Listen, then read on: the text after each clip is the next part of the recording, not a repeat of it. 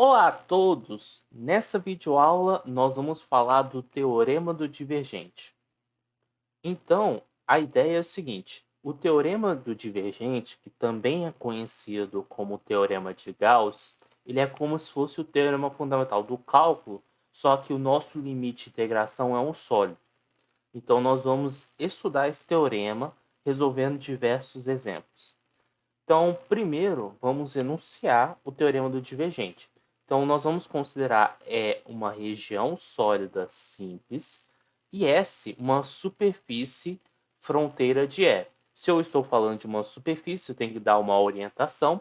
Então, como eu estou falando de um sólido, eu vou considerar a orientação positiva de S, ou seja, aonde o vetor normal aponta para fora da superfície. Nós vamos ainda considerar F um campo vetorial, cujas componentes tenham derivadas parciais contínuas em uma região aberta que contenha E, e o resultado é essa fórmula aqui. Observe que o lado direito é uma integral tripla, até porque o divergente do campo vetorial é uma função escalar, ou seja, o divergente de f, o resultado vai ser um número, vamos colocar assim. E o nosso f aqui é um campo vetorial, então isso aqui é uma integral de superfície de um campo vetorial, então vai envolver um produto escalar. Bem, a gente já praticou isso nas videoaulas anteriores. Então, antes de resolver exemplos, vale a pena fazer uma observação sobre o teorema divergente, que assim, ele afirma que sob as condições dadas nas hipóteses do teorema, o fluxo de F pela superfície fronteira de E é igual à integral tripla do divergente de F em E. Como assim? Imagine que nós estamos com uma superfície sólida, né? Então vamos imaginar aqui, sei lá, um objeto desse tipo aqui. E aí o que acontece? O que o lado esquerdo está medindo? Se eu estou convencionando que o meu vetor normal são os vetores que apontam para fora, se eu estou considerando um campo vetorial, então para cada ponto vai existir um vetor. Então vou marcar aqui alguns vetores aqui em rosa do nosso campo vetorial. E aí algumas partículas entram, outras saem. E o lado esquerdo, a gente já viu o quê? Que esse número vai medir, em um certo sentido, o quanto as partículas estão indo de dentro para fora. Vão fazendo essa compensação. Só que, se você olhar o lado direito, ele acaba contando a mesma coisa, só que é meio que assim. No lado esquerdo, você faz essa avaliação na casca da laranja, vamos colocar assim. Você olha para a casca e você vê o quanto de partículas, vamos dizer assim, está saindo, atravessando a casca. Então, fazendo essa compensação, né? Se vai de dentro para fora é positivo, se é de fora para dentro é negativo. Mas você está olhando para a casca. Isso é o lado esquerdo. O lado direito é você meio que olhar para a laranja como um todo, olhar todas as partículas que estão dentro da laranja e fora, e você vai contando quantas dessas partículas estão saindo da laranja e entrando da laranja. Então é meio que assim, uma outra ilustração do teorema do divergente é imaginar o seguinte: imagine que você queira contar em um cercado quantos cachorros tem aqui no determinado terreno. Vamos imaginar que tem vários cachorros. Então você tem duas maneiras de fazer essa contagem. Primeiro é você contar o número de cachorros que estão dentro do terreno, que aí a analogia é como se fosse o lado direito, porque eu estou olhando por dentro do sólido. A segunda maneira é você esperar todos os cachorros saírem do terreno e aí você, a cada cachorro que sai do terreno, você conta. E aí você obriga todos os cachorros a saírem. Então, o que eu estou querendo dizer? Você pode contar o fluxo de partículas olhando só para a casca ou olhando para o sólido como um todo. Essa é uma ideia intuitiva do teorema divergente. Mas vamos praticar os exercícios, que é assim nós vamos consolidar essa ferramenta.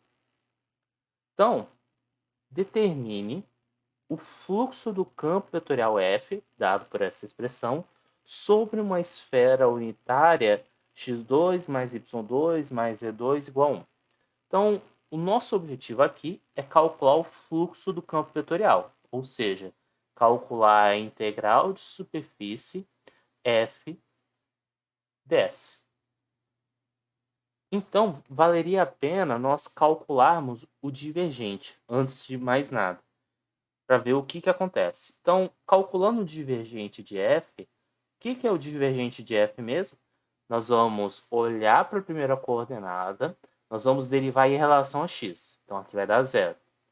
Mais olhar para a segunda coordenada, derivar em relação a y. Nesse caso, vai dar 1. Mais olhar para a terceira coordenada e derivar em relação a z, que também dá 0. Então, isso aqui tudo vai dar 1.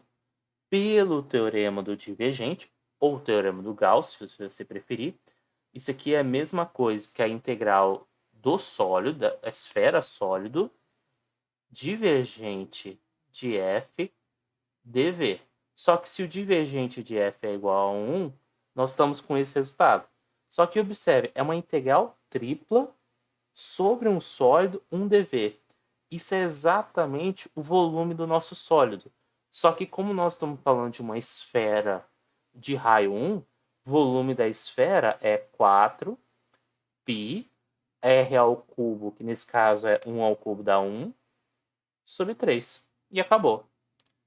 Resolvemos nosso primeiro exercício. Então, uma grande vantagem do teorema do divergente é que pode ser que o divergente do campo vetorial seja mais simples que o próprio campo vetorial.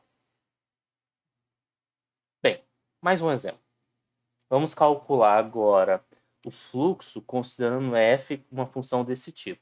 Se a gente fosse calcular o fluxo diretamente, nós teríamos uma certa dificuldade em trabalhar com essa parcela, né? Principalmente como é que a gente vai integrar uma função que vai aparecer uma parcela desse tipo. E nós vamos considerar S a superfície de região E limitada pelo cilindro paraboloide z igual a 1 menos x2 e pelos planos z igual a 0, y igual a 0 e y mais z igual a 2. Então, o primeiro passo é calcularmos o divergente de f. Antes de mais nada, até mesmo para ver qual é o grau de simplificação da nossa conta. Então, deriva em relação a x a primeira coordenada, deu y. Mais derivada em relação a y a segunda coordenada, que dá 2y, e derivada em relação a z a terceira coordenada, dá 0. Então, o divergente de f é 3y. Então, já parece que vai ficar mais simples. Mas vamos seguir em frente, que agora vamos ter que descrever o nosso sólido E. Então, vamos desenhar aqui nosso espaço tridimensional. É importante marcar aqui que aqui é o eixo X, aqui é o eixo Y, aqui é o eixo Z. Então, deixa eu só ajeitar aqui. Então, vamos lá. Então, temos esse cilindro parabólico, né? Então, primeiro eu vou desenhar no plano XZ esse gráfico, que é uma parábola de concavidade para baixo. Então, aqui nós vamos ter uma figura como essa. Então, isso eu estou projetando no plano XZ. Como é cilindro parabólico, então imagina essa parábola percorrendo ao longo do eixo Y. Então, você faz esse movimento aqui. Eu não vou desenhar aí para não gerar poluição visual. Z igual a 0 é o plano XY, por isso que eu não quis continuar aqui o desenho da parábola. O Y igual a 0 é exatamente o plano XZ, então tá tranquilo. Y mais Z igual a 2. Isso é a equação de um plano. Só que primeiro eu vou desenhar na projeção YZ para depois desenhar o plano. Então, desenhando na parede YZ, isso aqui é a equação de uma reta. Então, por exemplo, se isolarmos o Z, vai ficar 2 menos Y. E aí a gente sabe que, como é a equação da reta, a gente pode substituir por 2 pontos. Então, por exemplo, se Y igual a 0, Z igual a 2. Então, até aí tudo bem. Se Z igual a 0, o Y igual a 2. Então, imagina que Y igual a 2. Então, no plano, repito, no plano YZ, nós temos uma reta. É claro que, como eu estou falando de plano, então imagina que você faça um monte de Ctrl+C, Ctrl+V desse segmento ao longo do eixo X. Que, novamente, eu não vou desenhar para não gerar poluição visual.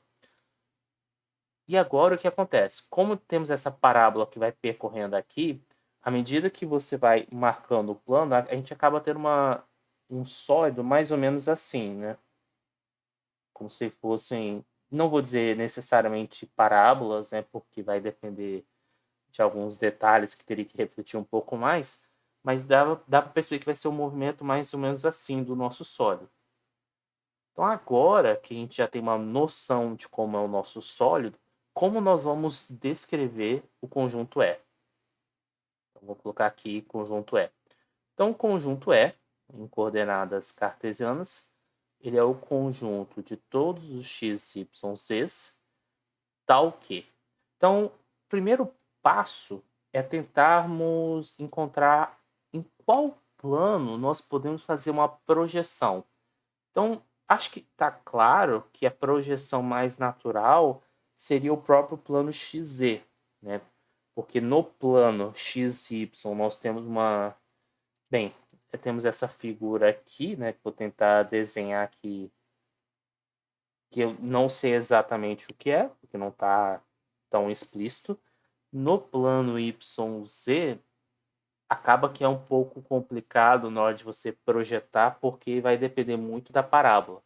Agora, no plano XZ, observe que como aqui vai afunilando, na hora que você faz a projeção total, vai ficar todo mundo contido nessa parábola. Então, a gente pode fazer o seguinte. Então, a gente pode considerar XZ pertencente a um conjunto D, que seria esse conjunto aqui, que daqui a pouco eu vou me preocupar com ele.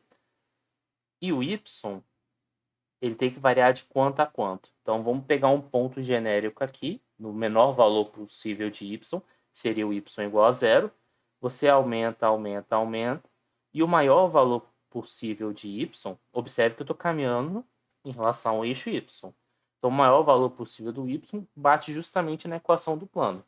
Então, o y ele vai de zero até a equação do plano. Então, nesse caso, eu tenho que isolar o y.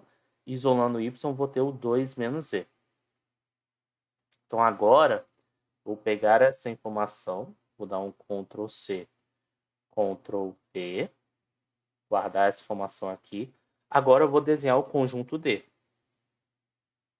Então, desenhando o conjunto D, ele é exatamente, bem, aqui é o eixo X, aqui é o eixo Y. Desenhar em branco mesmo. Então, aqui vai de -1 até 1. E nós temos essa parábola. Então, o nosso conjunto D, vou deixar na cor laranja aqui, ele seria o conjunto... Aqui é XY, não, é XZ, perdão. XZ. Então, o nosso conjunto D é o conjunto de todos os XZs, tal que eu posso colorir a minha região verticalmente. E nisso que eu estou colorindo verticalmente, como nós já vimos lá nas integrais duplas, isso quer dizer que o eixo da vertical vai variar de uma função a outra. Logo, o x vai variar de um número a outro, que nesse caso é de -1 até 1. E o nosso z vai de 0 até a equação da parábola. Só que a equação da parábola é 1 menos x2. 1 menos x2. Então, eu posso trocar o xz, que pertence a D, eu posso fazer essa substituição aqui. Que o x vai de -1 até 1 e o z vai de 0 até 1 menos x2. Então, só vou arrastar isso aqui para cá, para ficar mais palatável, mais bonitinho. E agora sim, nós vamos calcular a nossa integral. Então, o objetivo é calcular o fluxo, né? Então, vamos usar a cor verde aqui. Então, a integral em S f ds, pelo teorema do divergente, vai ser a integral tripla em E. Já vou calcular o divergente. Então, o divergente, na verdade, já vou substituir vai ser 3y dv. E agora eu vou substituir os limites de integração. Quer dizer, antes disso, vou passar esse 3 para fora, já que é uma constante. E agora sim. Então vai ficar 3 vezes. Então o mais para fora possível tem que ser os que não dependem de nenhuma variável, que nesse caso é o x, menos 1 até 1. Aqui a gente vai colocar o z e o y. Como o y depende de z, então o y tem que ficar mais para dentro. Então, 0, 2 menos z. E o z varia de 0 a 1 menos x2. Y, quem varia de 0 a 2 menos z é o dy. Quem varia de 0 a 1 menos x2 é o dz. E de menos 1 até 1, dx. Agora é só terminar a conta. É um exercício simples de integral tripla, mas eu vou fazendo com vocês até mesmo para revisar esse conceito. Então vai ficar integral de menos 1 até 1, integral de 0 a 1 menos x2. Então, em relação a y, isso aqui vai dar y ao quadrado sobre 2. Aí esse sobre 2 eu já vou botar aqui. Fica mais fácil. Isso na variação de 0 a 2 menos z, dz, dx. Continuando a conta. Acho que já vou até substituir aqui. Isso aqui é a mesma coisa que 2 menos z ao quadrado. 2 menos z ao quadrado. Bem, vale a pena fazermos mais alguma substituição para facilitar aqui? Eu acho o que você pode fazer assim, você pode expandir tanto em produtos notáveis, ou você pode chamar o 2 menos z de w e ir direto. Então fica a gosto do freguês. Eu vou fazer isso, eu vou fazer essa substituição. Então chamando 2 menos z de w, isso implica que menos dz é igual a dw. E pensando agora nas variações, se z igual a 0, w igual a 2, se z igual a 1 menos x2, w vai ser igual a, se é 1 menos x2, vai ficar 1 mais x2. Basta substituir aqui, porque aí aplica a distributiva, fica mais, isso aí. Então, vamos lá. Então, essa integral aqui de cima vai ficar 3 sobre 2, integral de menos 1 até 1, integral de 2 até 1 mais x2, w ao quadrado, o dz é menos ew, então vai ficar menos w ao quadrado, que eu até posso inverter os limites de integração, mas eu vou... Acho que é bom inverter, né? Esse menos aqui pode inverter. Então, 2 vai para cima e 1 mais x2 para baixo. Aí eu apago esse menos. dw dx. Então, vai ficar, vamos lá, vamos calcular a integral. Então, vai ficar 3 sobre 2, integral de menos 1 até 1, integral de w ao quadrado, vai ficar w ao cubo sobre 3. E aí, isso na variação de 1 mais x2 até 2, dx. Só que aí, observe, o 3 aqui eu posso cancelar com esse 3 aqui. Então, vai ficar 1 sobre 2. Eu posso botar esse 3 para fora, então cancela. E aí vai ficar 1 sobre 2 vezes integral de menos 1 até 1, 2 ao cubo, que é 8, menos 1 mais x2 ao cubo, né? Está elevado ao cubo, dx. Bem, agora, particularmente, não vejo muito o que fazer além de abrir a expressão, então eu já vou fazendo isso logo. Porque não compensa chamar 1 mais x2 de, sei lá, u, porque vai aparecer um 2x e você não tem um 2x para substituir. Então vamos ter que ir na força bruta mesmo nessa parte. Mas tudo bem. Antes de abrir mais a conta, observe que essa função é uma função par.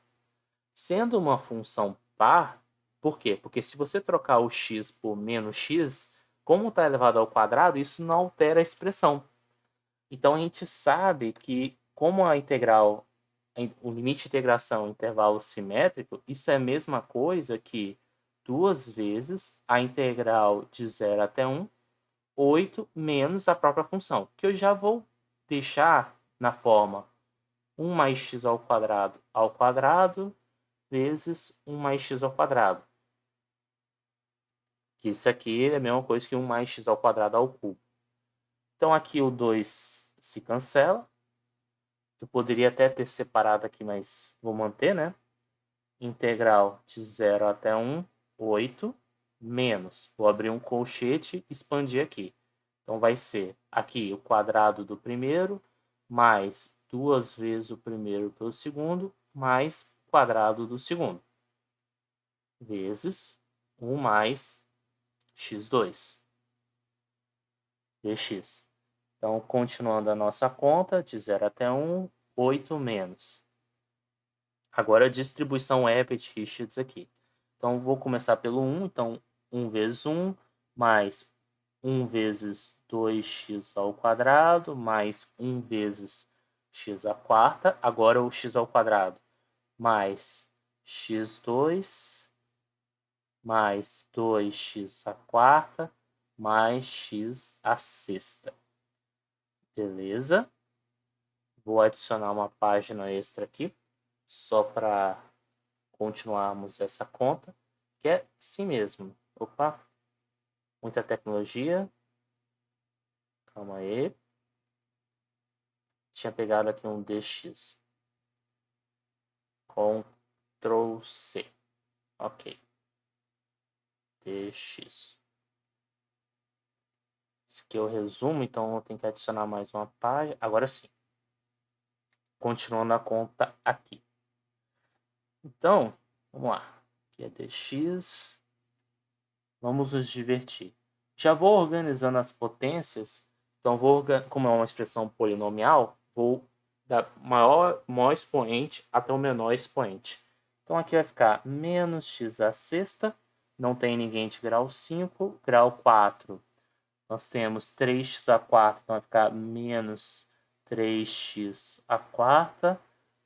Ao cubo não tem. Ao quadrado, menos, né, com esse aqui, 3x ao quadrado. Não tem grau 1. Grau 0, que é 1 aqui, menos 1. Menos 1 mais 8, mais 7 dx. Agora é só terminar.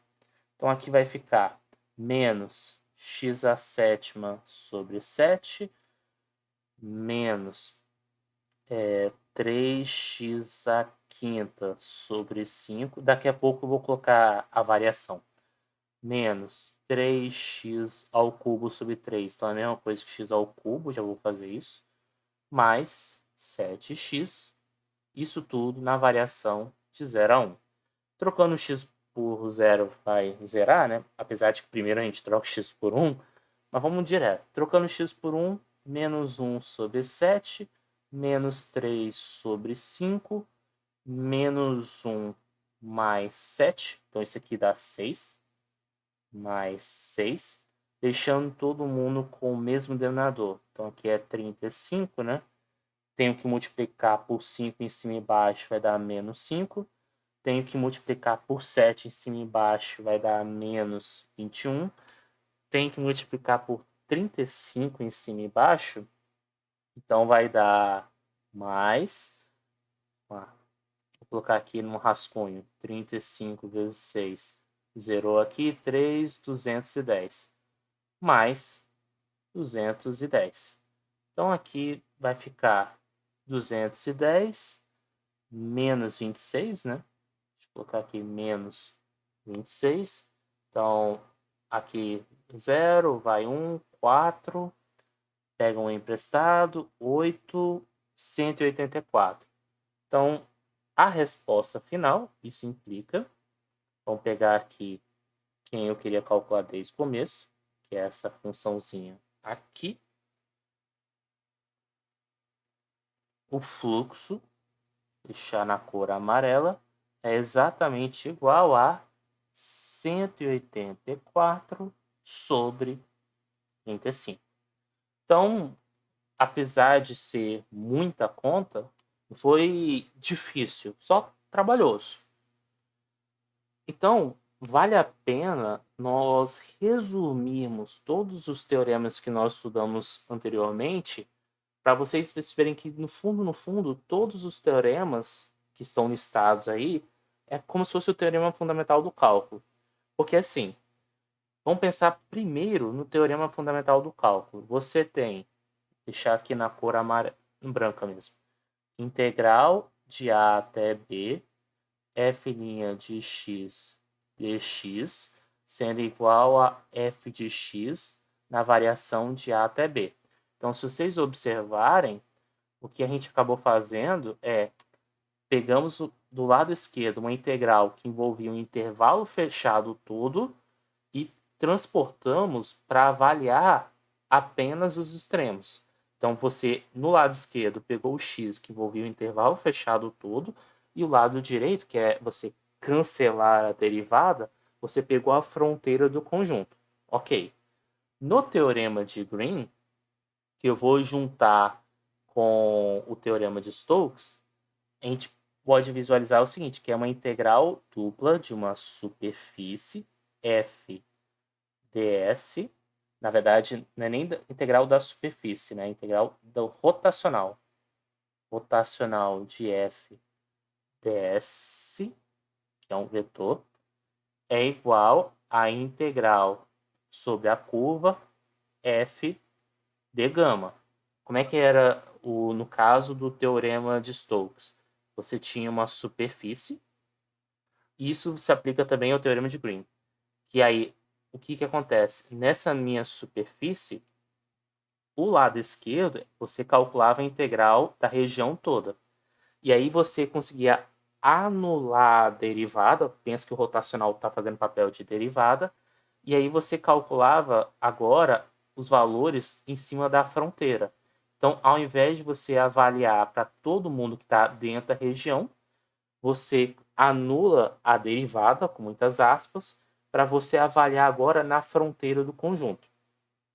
E o teorema do divergente segue a mesma linha. O teorema do divergente, você tem uma integral de uma superfície f ds, sendo igual, vou até inverter o papel, né, colocando ele aqui, e aqui nós tínhamos uma integral tripla do sólido divergente de f dv. E aqui nós tínhamos o quê? Um sólido, tentar desenhar aqui uma... Pode ser uma esfera aqui, só para fins de ilustração. Teria que ser um sólido fechado. E aí o que acontece? O lado esquerdo envolve o sólido todo, a parte interna. A parte interna é a casca, né? Então envolve o sólido como um todo. Isso. Aí você, o divergente está fazendo papel de derivada. Você cancela a derivada, com muitas aspas, para avaliar os valores da função, agora tudo na fronteira. Então, no fundo, todos esses teoremas acaba sendo um teorema fundamental do cálculo. Ele só é, vamos dizer assim, só muda a figura de integração, né? O domínio de integração. Mas essencialmente é tudo o mesmo teorema. Só com uma observação extra, né? Por que eu coloquei o teorema de Stokes e o teorema de Green na mesma classe? É porque lá no teorema de Green, você, na verdade, tinha... Não era um rotacional, era uma expressão que, se você adaptasse, acabaria sendo um rotacional, vamos dizer assim, e o domínio S, na verdade, era o domínio D, porque você pensava numa integral dupla mesmo. Mas você dá para fazer uma adaptação e acaba que o teorema de Green é um, entre aspas, caso particular do teorema de Stokes. Então, eu espero que vocês tenham gostado desse resumo dos teoremas, gostado da videoaula. Gostaria de agradecer vocês por terem acompanhado, até mesmo terem incentivado a continuar na playlist. Então, agradeço muito o apoio de vocês. Até peço que vocês deem feedbacks do que eu poderia fazer, quais novos cursos, aulas eu poderia gravar. E, mais uma vez, obrigado. Até a próxima.